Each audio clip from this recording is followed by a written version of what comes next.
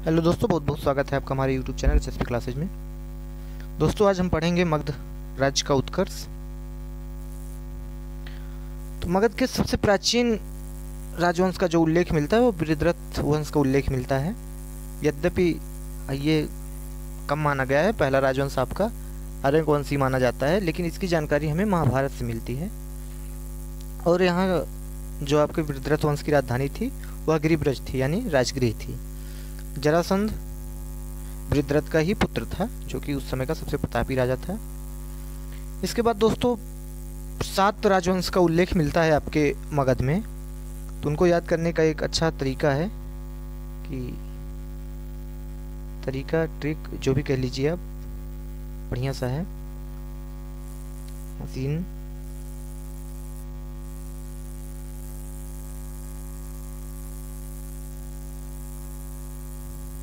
हसीना, मासूक।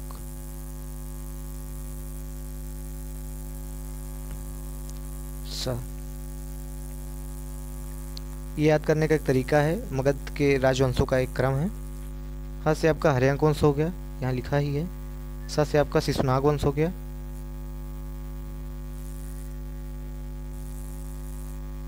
शिशुनाग वंश।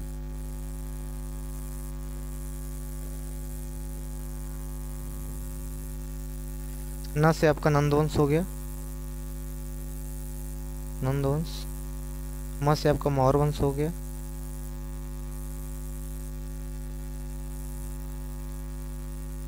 ये सुंग वंश और कंड वंश जो आपका था, सुंग वंश और कंड वंश, ये आपका ब्राह्मण साम्राज्य था, कंड वंश। और यहाँ आपका एक है सातवाहन, सातवाहन। ये आपके 7 राजवंश हैं जो मगध साम्राज्य पर राज किए थे। आइए एक राजवंशों को देखते हैं। तो आपका सर्वप्रथम है हर्यंक वंश। हर्यंक वंश को आपके प्रत्यहंता वंश भी कहा जाता है, क्योंकि यहाँ जितने भी राजा हुए संस्थापक को छोड़कर सभी ने अपने पिता की हत्या करके राजगद्दी को प्राप्त किया, इसलिए इनको प्रत्यहंता वंश भी कहा जाता है। प्रत्यहंता मतलब होता है पिता की हत्या करने वाला। संस्थापक बिंबिसार थे, जो कि बौद्ध धर्म ग्रंथों के अनुसार 544 ईसा पूर्व में गद्दी पर बैठे। ये आपके बौद्ध धर्म के अनुयायी थे और प्रथम भारतीय राजा थे जिसने प्रशासनिक व्यवस्था पर बल दिया। और आपके बिंबिसार ने ही राजा ब्रह्मदत्त को हराकर अंग राज्य को अपने राज्य में मगध में मिला लिया। बिंबिसार ने ही राजगृह का निर्माण कर उसको अपनी राजधानी बनाया। इनके समय में राजधानी आपकी राजगृह थी और इन्होंने लगभग 52 वर्षों तक महात्मा बुद्ध शासन किया। और उसके बाद महात्मा बुद्ध की सेवा में इनके एक राजवैद्य थे, जीवक। जहाँ में पूछा जाता है जीवक किसके राजवैद्य थे, तो बिंबिसार के राजवैद्य थे। इन्होंने महात्मा बुद्ध की सेवा में अपने राजवैद्य जीवक को भेजा था। इसके बाद अवंती के राजा प्रदोत, अवंती के आपके राजा थे प्रदोत। ये पांडुरंग रोग से ग्रासित जब हुए थे तो उस समय बिंबिसार ने जीवक को उनकी सेवा के लिए भेजा था और राजा प्रदोत ठीक हो गए थे। तब बिंबिसार ने अवंती के भी जो अवंती का साम्राज्य था उसको अपने मगध साम्राज्य में मिला लिया था। इसके अलावा बिंबिसार ने वैवाहिक संबंध स्थापित कर अपने राज्य का विस्तार किया। इन्होंने कौशल महाजनपद की नरेश जो प्रसेनजित थी उनकी बहन महाकोसला से शादी किया। इसके अलावा वैशाली के राजा चेटक की पुत्री चिल्लना थी, उनसे भी शादी किया। और मध्य देश की, ये मध्य देश वर्तमान में पंजाब में है, यहाँ की राजकुमारी क्षेमा थी, इनसे शादी किया। और जहाँ जहाँ शादी करते दहेज के रूप में ये उनके साम्राज्य को मिला लेते थे। इसके बाद बिंबिसार की हत्या उसके पुत्र अजातशत्रु ने कर दी। बिंबिसार की हत्या उसके पुत्र अजातशत्रु ने कर दी। इसके बाद अजातशत्रु को हम लोग पढ़ेंगे। अजातशत्रु, इसका अर्थ होता है शत्रुओं का नाश करने वाला,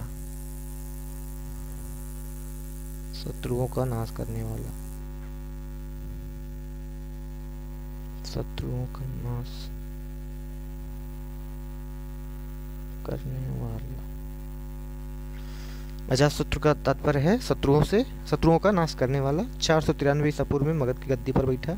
इसका उपनाम जो था कुड़िक था। कई बार एग्जाम में पूछा गया कुड़िक किसका उपनाम है, तो अजातशत्रु का उपनाम जो है कुड़िक है, उपनाम कुड़िक। इसने लगभग 32 वर्ष तक शासन किया। यद्यपि ये प्रारंभ में जैन धर्म का अनुयायी था, बाद में इसने भी बौद्ध धर्म को अपना लिया था। इसी के समय में प्रथम बौद्ध संगीत का आयोजन राजगीर में किया गया।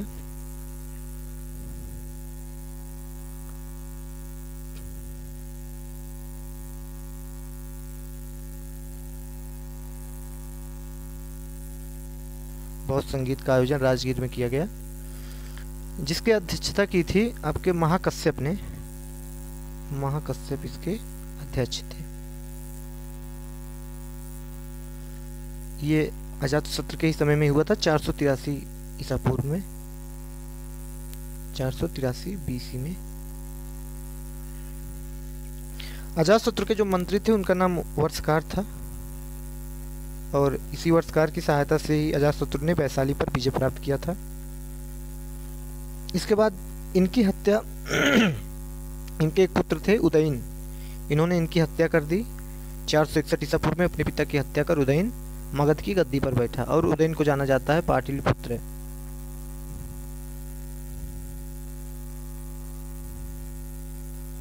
पाटलिपुत्र यानी पटना की स्थापना के लिए। एग्जाम में आया भी कई बार क्वेश्चन है कि पाटलिपुत्र की स्थापना किसने की, तो हर्यक वंश के शासक उदयन ने की थी।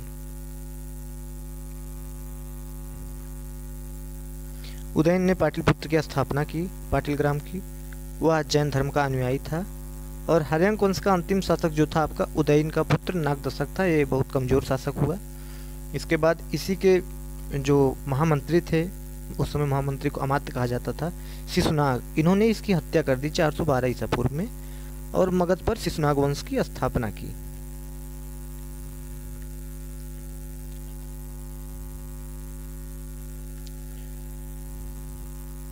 शिशुनाग वंश संस्थापक आपके शिशुनाग जी, इन्होंने अपने ही राजा नागदशक की हत्या कर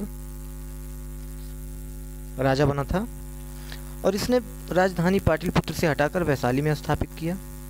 शिशुनाग का उत्तराधिकारी कालाशोक हुआ।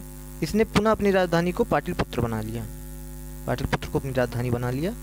कालाशोक के समय में दूसरी बौद्ध संगीत हुई थी।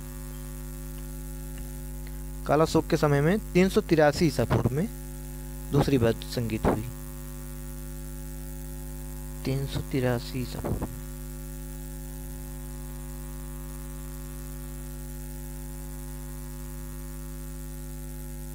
वैशाली में हुई थी।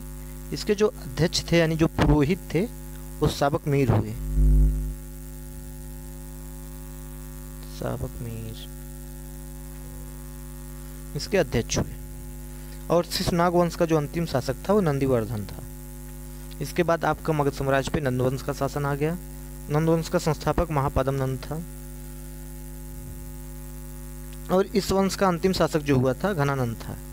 घनानंद यह सिकंदर के समकालीन था, और इसे चंद्रगुप्त मौर्य ने पराजित कर एक नए वंश मौर्य वंश की स्थापना की थी। अब इसके बाद हम लोग पढ़ेंगे अगली क्लास में मौर्य वंश।